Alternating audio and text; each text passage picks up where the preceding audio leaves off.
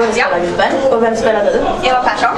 Och hur är hon och hur ska du spela henne? Hon är väldigt sur, väldigt arg, väldigt aggressiv.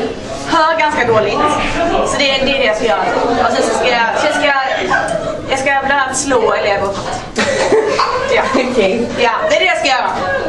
Och tror du att du kommer klara den här rollen bra eller är du jättenervös? Alltså det är hennes dialekt jag är mest orolig för. Hon säger sjuans kurs. Och men det är skitsvårt för att hon pratar på ett sätt. Ja, det är ganska svårt att prata tala som henne. Det tycker jag är jättesvårt. Och vad tycker hon om detta? Hon är jättetaggad. Hon bara, ja, jag har lagt undan kläder till dig och kinapinnar. Och jag bara, ja, okej, tack. Okej, tack så mycket. Ja.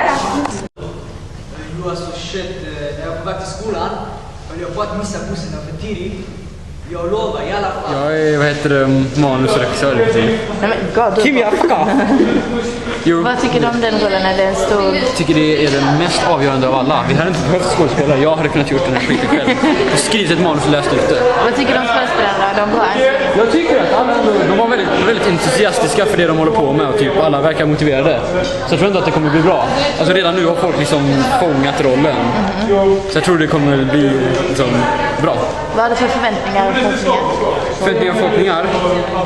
Det blir att allt går som planerat. Flera år har det varit att det var ett problem med ljuset och sånt. Jag vill bara typ att allting ska gå som det ska.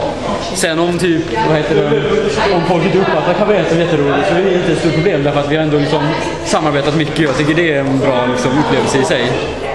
Och sista frågan, vem tycker du lever sig in i sin roll bäst? Hittills förmodligen Allan eller Filippa, för de har redan liksom fått, de har så här accentroller och då blir det mycket lättare. Man kan nu att de vet liksom exakt hur de ska göra och röra sig.